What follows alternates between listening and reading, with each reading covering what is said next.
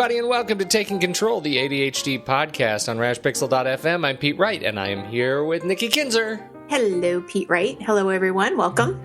Nikki, it's a digital episode. Yay! I know Love those. I know you do. I know you lie to me every time we do these. Actually, I learn something new every single time, so it's a good thing. Well, I'm hoping that we were talking about organizing our summer trips this week. So it is a big digital episode talking about apps and services and things like that. But before we do that, head over to takecontroladhd.com. Get to know us a bit better, listen to the show right there on the website, or subscribe to the mailing list where you can, right there on the homepage, and get an email with the latest episodes, a little summary every so often. Connect with us on Twitter or Facebook at Take Control ADHD, or call us. We love this. So fun. When you call 503-664-4ADD, and then we'll play your voicemail, your message, your thoughts on the show. We will share that. So you should totally do it. Totally. Join the ranks. That's right. Of those who have done it. And especially this week, because we're talking about your travel app tips. I would love to hear what you're using to organize your travel this summer. So that's the plan. Here we go. How do you travel, Nikki Kinzer? When you travel, like, how do you prepare to travel? What are your rituals? Well, we have a vacation packing list. Yes, we do. That we put together a long time ago. So definitely I will actually pull that out and use it as sort of a baseline for things so that I don't forget, because there's so many details, So I definitely use that. And then I was just talking to somebody recently because we've got a few camping trips this summer that we have planned, and camping is not my favorite thing. But I'm a really good mom, and I do it for my kids. I solely do it for my kids. And as soon as they're old enough where they don't want to camp anymore, I'm not camping. And it's so funny because it's not that I don't enjoy the outdoors. I love being outdoors, and I love the scenery and the places we go. It's just all the work. There's so much work. And, I'm the one prepping the meals and doing the meals, and, they clean up, but it just still seems like a lot of work. But we spend, as humanity, thousands and thousands of years really working towards, having fixed shelter. Right. and climate control. And it's decided to not do that anymore. I choose not to spit in the face of my ancestors. How about that? Oh, I know. So, but to try to make it as That's easy a joke, as possible, by the way. That's a joke. I know. I get you. I hear Good. you. I just, But I do have a camping checklist. That's where I was going with this. Oh, you have we don't have a camping checklist on the website. Well, no, we don't. And I haven't, because it's a real personal one. It's very, it started off with just going on Google and looking for camping checklists. And then I ended up kind of designing my own for what my family needed, and the trailer, because we have like a tent trailer. So it's not fancy by any means, but there's certain crates that have certain things that go into the crate. So, I mean, it's very personalized, not to say that we won't ever do this. But it just hasn't been something that I've given to the public, right? Because it's just so personal to what our family needs. Well, I don't know. You have a tent trailer and crates. Well, we have crates, further and I have along than we are. Yeah, I have specific things that go in the crates, and so like on my list it says crate A. This is what goes into crate A, and this is what goes into crate B, and so it's something that I've kind of developed over the couple years that we started, right? Mm-hmm. Because the first year we started camping, I had no clue of what to do, and I was just sort of going off this general checklist, and then I was able to kind of go back at the end of the summer and add to it and make it more personalized, and so now it's definitely fine-tuned, but yet this is the dilemma I have, Pete, right? Go for it, because right now I can already see the title of this checklist. It's Nikki's ironic camping checklist. Well, it is. So we borrowed some camping stuff from my sister and her family a long time ago, because they kind of stopped camping and they were like, oh yeah, you guys, use this. And so we're like, okay, so we use it. Well, her kids now are young adults and they wanted some of that stuff back. So at the end of last summer, we ended up giving back, some of the things that we borrowed. And so now we're in this like dilemma that I think that there's a lot of things missing from my your checklist. crates. Yeah, from your checklist. My crates and all that. Yeah. Oh. So we and because you don't like camping all that much, it's hard to motivate to go replace those things. It is. And I've got to like do an inventory and figure out what we gave back and what we need to go get and what do we need. And so this first camping trip of the summer, I'm really dreading because it is going to be a little bit more work than it has been in the past. But it's okay. I'm a good mom. You are a good mom. That's the truth. I'm going to do this for my kiddos, and I'm going to make it as, stress-free as I can. But anyway, I don't even know if I answered your question. You did insofar as, however, we're not going to be talking about camping really at all. Yeah. But I do have an app later that will maybe make your journey more interesting. Okay. Toward your camping destination. Well, let's get off of camping and get into the tech stuff. Well, I'm talking more about like flights and cars and things. Like, how do you prepare to take a flight? For me, it was a couple of years ago. I just sort of, I really, how excited I get about paperless stuff. And so when the airlines first came around and said, hey, you can start checking in online and here's our app and you can do all this cool stuff. Man, I jumped on that in a hurry. And I was always the crazy guy who had my phone out, when everybody else still had their paper boarding passes. What are you doing? You don't have your boarding pass. That was me. I love being that guy, the crazy guy. And we're doing that again right now with Apple Pay. I Apple Pay everywhere, but I'm the crazy guy. Who's paying with his phone. It's like magic. Magical Apple Pay dust. But so I get very excited about flying and renting cars and such, just because so many of the services are now, that you can use are now embedded in these really pretty robust apps. For example, I'm getting ready for a trip this week, and I'm flying Delta. And so I downloaded the Delta app. It's been a while since I've flown Delta, but on the Delta app now you can do all the things that you normally would want to do. You can check into your flight. You can change your seat assignment. You can now store your credit card payment information in the app. You can actually take a picture of your credit card and store it as your payment option in the app. So that that's amazing. Well, it's really cool because it's really cool insofar as it will allow you to do it. It's not all that cool why you're doing it. You're doing it to pay for more baggage, and you got to pay to get an aisle seat. But it's really convenient to have that in there and not have to enter your credit card information every time you do that. You can actually you can buy your schedule reservations on the app now. I mean, the app is a really central sort of conduit to the airline and the airline experience. And all of the major airlines have invested heavily in their apps. And so if you haven't jumped on board and downloaded the app before your next trip, you should really do it.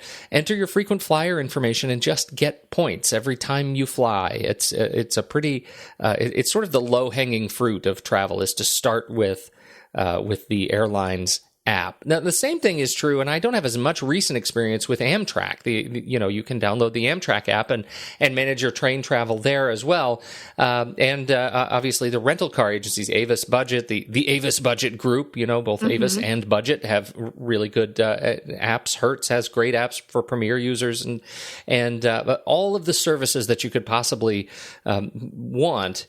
Or let's say, let's go back to the power principle, right? The 80-20 rule. 80% of the services that you want are in that app. Mm-hmm. So you don't have to spend so much time on the phone, which is pretty handy.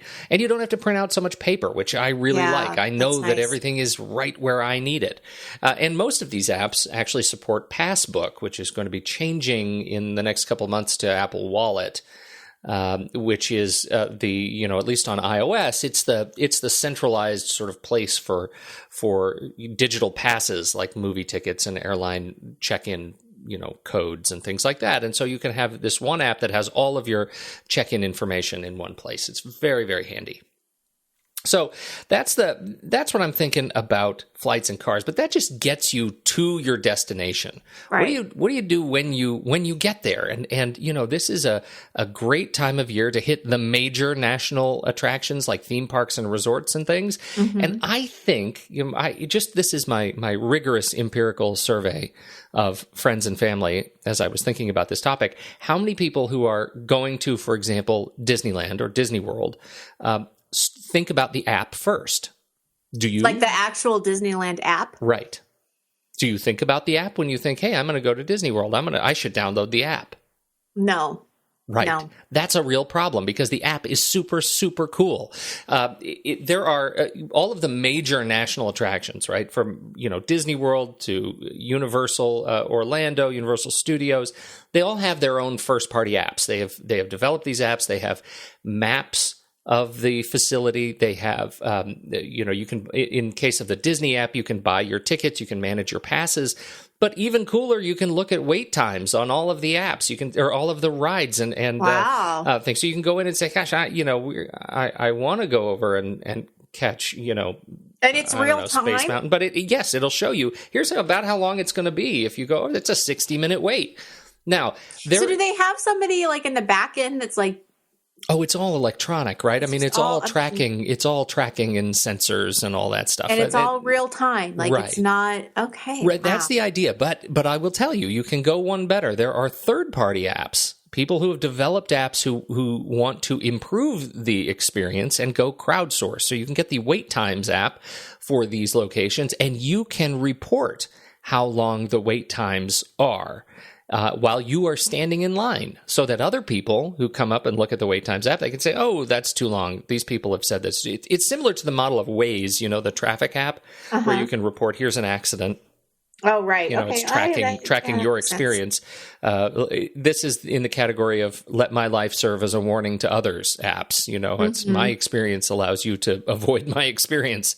And so that's this category of apps that you can get for these major attractions. You can see how your life will be impacted when you attempt to go to the major attraction. So, less than a specific app recommendation, it's just to put this on your checklist, on your travel checklist.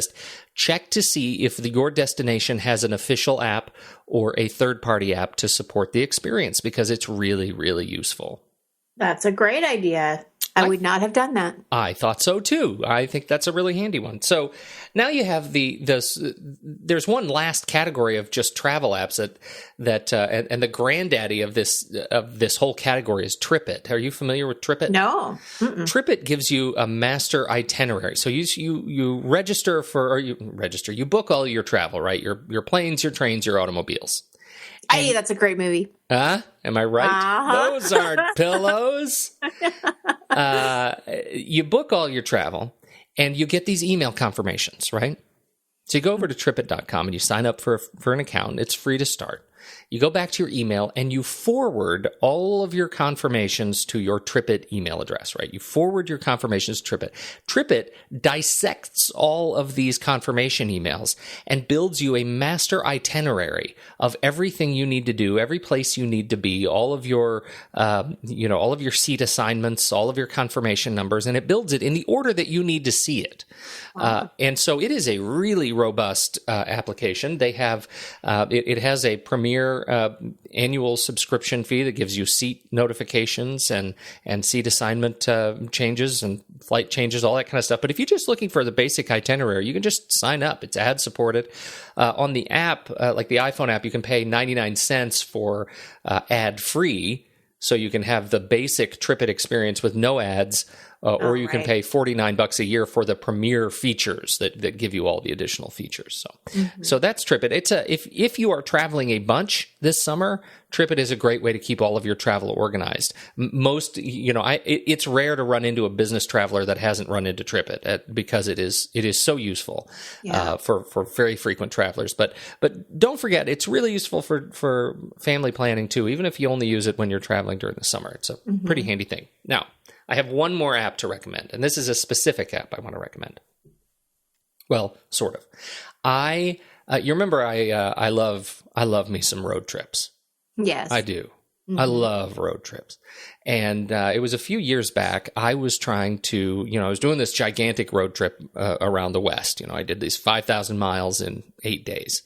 And it was from Portland all the way down to San Diego, to Phoenix, back up through Utah, Idaho, and Seattle, and then down to Portland. So that was my big loop. It was great. But the one thing that I really struggled with was planning a big road trip like this and being able to keep track of all of my various waypoints, right? The stops along the way and how they impact my trip. And so I had started with Google Maps. I created a custom Google map, which you can do for free. You can log into Google Maps. You can create and save a map, which includes all of your locations and waypoints and things like that along the way, which it used to be kind of kludgy. It was a little bit tricky to manage. It's gotten better, and if you're in the Google ecosystem, it's really it can be pretty sweet. But there is another app that I want to recommend. It's called En Route. En route. You route the enemy, right? Mm-hmm. Or you route the enemy.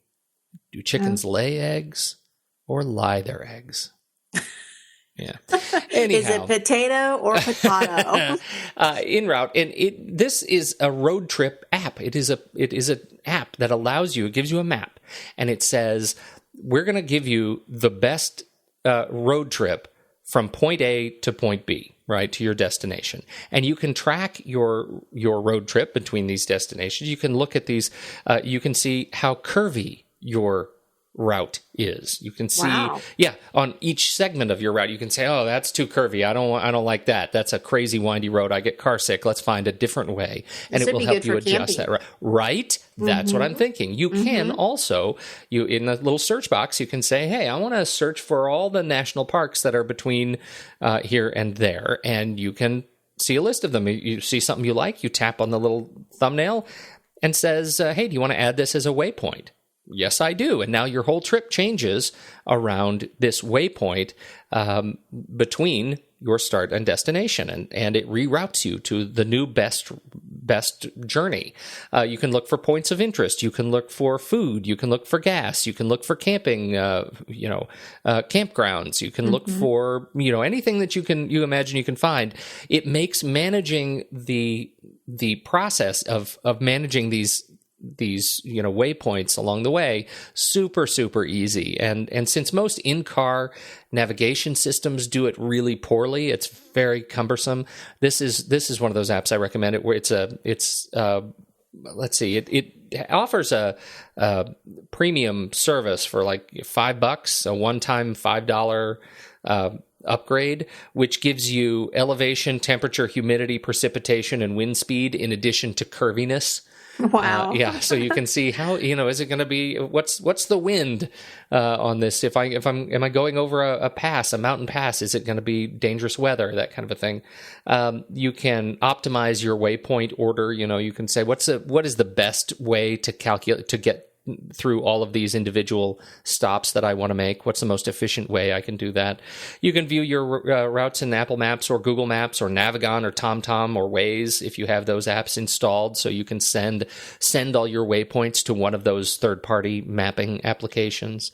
It just is it's a really slick little app. It also syncs over iCloud as well, so you can sync to other locations. And for me as a photographer, it allows you to export your maps as your journey as a GPX file.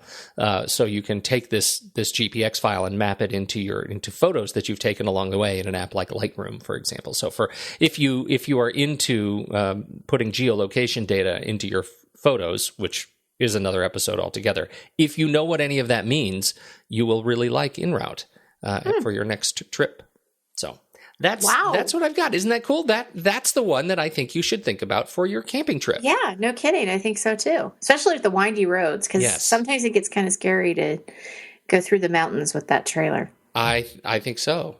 I think so. And you might find yourself going further with an app like this, because you pretty much know your destination, right? All your local destinations. So pick someplace new and exciting and see what's along the way. See if you can find a giant ball of twine. That's right. Or the biggest tree ever. That's right. That's awesome. Yeah. Amazing how times have changed. Oh. When you just had a backpack and a compass. Yeah, that's right. Now we've got all kinds of stuff. That's awesome. Well, thanks, Pete. Well, you're very welcome. Good. Good stuff. Excellent. Thank you for for listening and putting up with me talking about digital stuff again. And thank you, everybody, for joining us and downloading and subscribing to the show for free in iTunes. We sure appreciate it. And on behalf of Nikki Kinzer, I'm Pete Wright, and we'll see you next week on Taking Control, the ADHD Podcast.